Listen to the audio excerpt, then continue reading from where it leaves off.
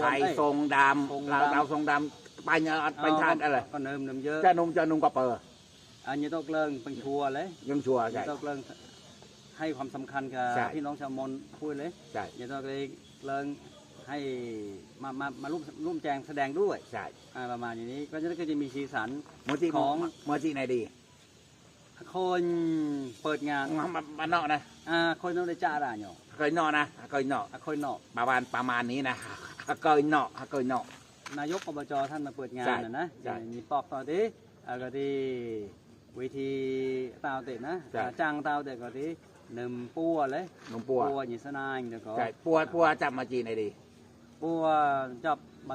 จะบานดีตอมโมดีจบาประมาณเที่ยงคืน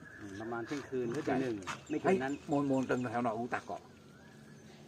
ตอนนี่มนเกลืองเปิงเถียงเกลืองปัวเนาะรู้ตะเกาะ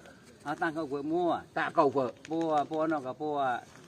มนปุ้ยนะใช่งัวกับมนปุ้ยใช่กลางนอกก็ตีตอนกูนอัดกูนปะตักนี่ก็ปะตะเกาะนะใช่รอทำตานี่ก็ต่อมันหน้านี่ก็ตีใช่หลักนอกก็ต่อมือทอดใช่เชื่อญาตินี่ก็โอ้มนที่มนอดก็ตีต่อชิมโกนจัดมัวเลิกเนาะก็มัวก้าวนะก้าวมนปุ้ยปะดุนี่ก็ปะตักนี่ก็เลิกเรื่องมือนะเลิกมือเดี๋ยวถ้าเกลืองตาเกาะนะมองลงเลยจะเกลืองแต่เกลืองนอกเกลืองมือ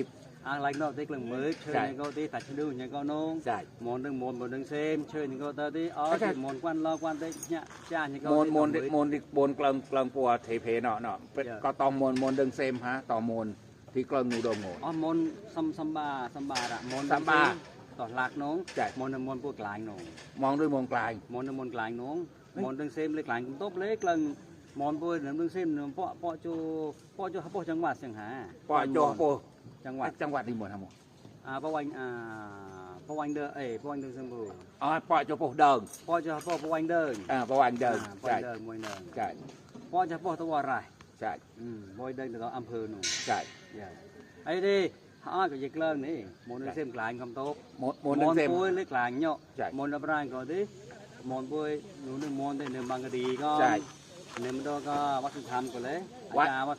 สุธรรมกันดิยีกกหนังนู้ใช่อาจารย์แพรกระหับปปทุมธานีเลยใช่อันนี้กกหนังคนป่าอย่างนู้เรากระกกเยอะใช่กระเยอะมั้งเผ็ดงัวเนาะเผ็ดงัวเทวเจดีหอยเยี่ยวกรอันหนาวโนกเยี่ยวกรนทำนอกก็